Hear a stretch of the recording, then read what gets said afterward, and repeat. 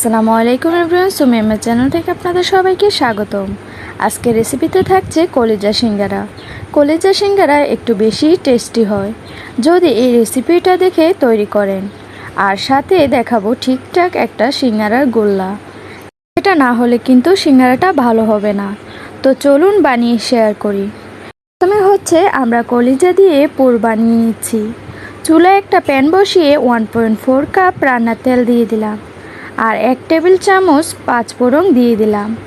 আর এখানে 3টা পেঁয়াজ কুচি দিয়ে দিচ্ছি। তেল আর পাঁচফোড়নের সাথে পেঁয়াজটা একটু লাল করে ভেজে নেওয়ার পর 1 চা চামচ দিয়ে দিচ্ছি আদা বাটা আর 1/2 চা চামচ রসুন বাটা। আদা রসুন বাটাটা একটু নেড়ে চেড়ে ভেজে নিচ্ছি যাতে কাঁচা গন্ধটা চলে যায়। তারপর এখানে 1.4 চা চামচ হলুদের গুঁড়া, 1 চা চামচ মরিচের গুঁড়া, 1/2 চা চামচ দিয়ে দিলাম জিরার গুঁড়া।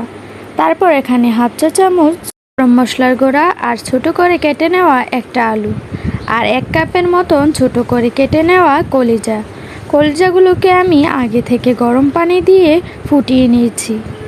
এখন এখানে পরিমাণ মতন পানি আর লবণ দিয়ে ঢাকনা দিয়ে ঢেকে দিচ্ছি।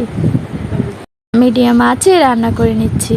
কলিজাটা যেহেতু আগে থেকে ভাপ দেওয়া এবং ছোট করে কেটে নেওয়া, এটা হতে বেশি সময় লাগবে না। কলিজাটা রান্না করা হয়ে গেছে। আর এখন একটা বাটিতে নিয়ে নিচ্ছি 1.5 কাপ ময়দা, 1/2 চা চামচ দিয়ে দিলাম কালো জিরা। তারপর এখানে 1.4 কাপ তেলের সাথে আমি পানিটা মিশিয়ে নিচ্ছি। তারপর স্বাদ মতো লবণ দিয়ে তেল আর পানির মিশ্রণটা দিয়ে দিলাম।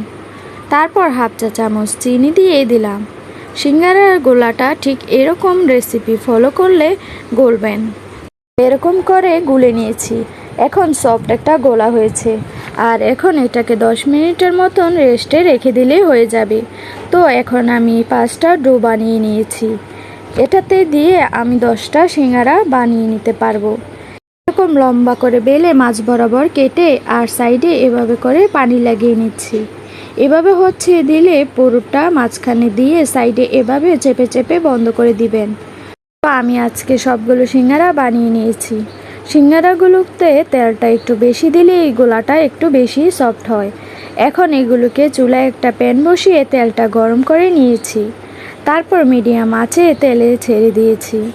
আর এখন দারুণ একটা কালার চলে এসেছে। আপনি যদি বেশি গরম তেলে এই সিঙ্গারাটা বানাতে চান তাহলে কিন্তু মসৃণ হবে না। তো আমাদের আজকে কলিজার সিঙ্গারাটা বানানো হয়ে গেছে। দেখুন দেখতে কতটা সুন্দর হয়েছে আর এটা খেতেও দারুণ টেস্টি হয়েছে।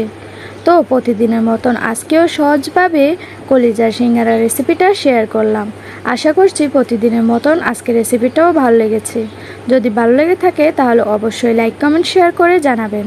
ধন্যবাদ। আসসালামু আলাইকুম রহমতুল্লাহি ওয়া বারাকাতুহু।